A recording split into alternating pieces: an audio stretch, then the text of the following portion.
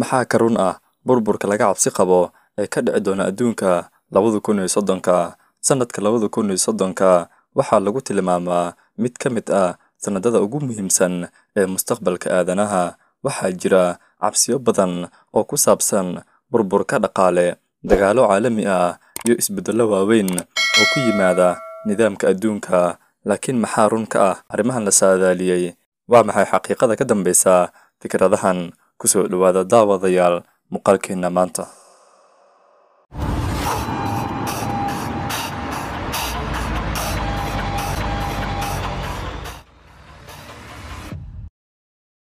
intaynan guda gelin muuqaalkeena maanta, fadlan daawade haddaad nagu cusub tahay nagu soo biira.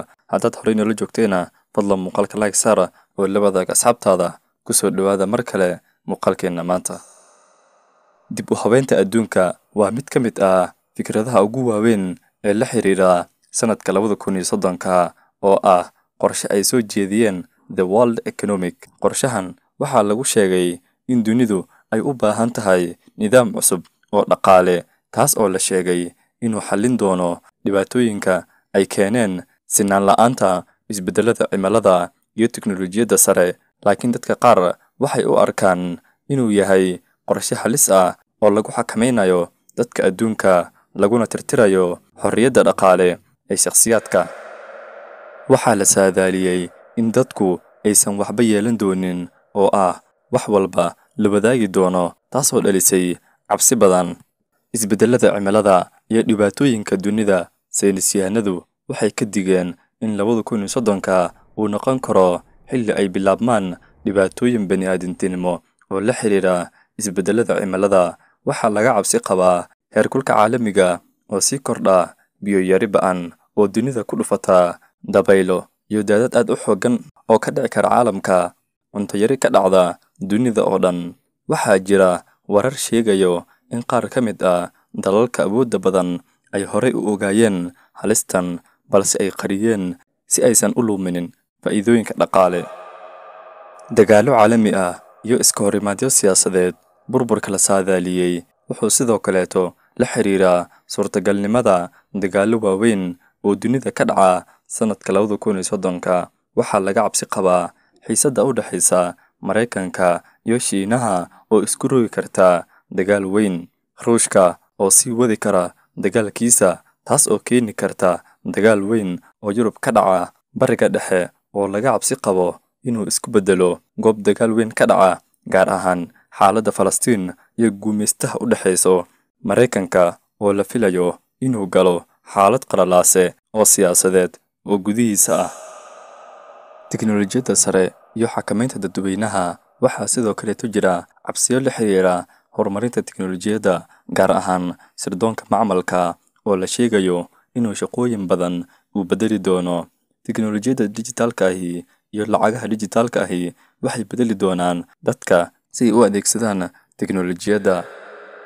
Robot-ka oo door weyn ka ciyaari doona in dadka uu ka qaadan doono shaqooyin badan oo maanta ay qabtaan dadweynaha.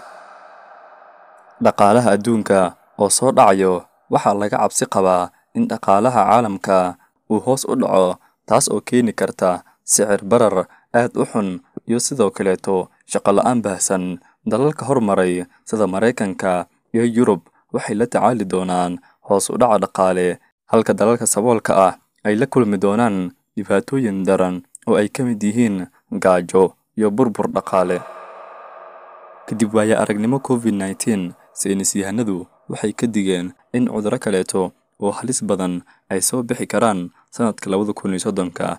Waxaa jira shaki laga qabo in cudurrada qaar la abuuri karo si dad badan loo xakameeyo ama shirkadaha daawooyinka soo saara ay u faa'iidaan. Haddaba adduunkan aynu ku noolnahay, shirkadaha soo saara daawooyinka inta badan waxa ay sameeyaan markii ay helaan natiijo cilmi baaris ahi, waxay sameeyaan inay soo saaraan cudur caalami ah, taas oo u sababaysa iyagu inay faa'iidaan dhaqaale aad u badan.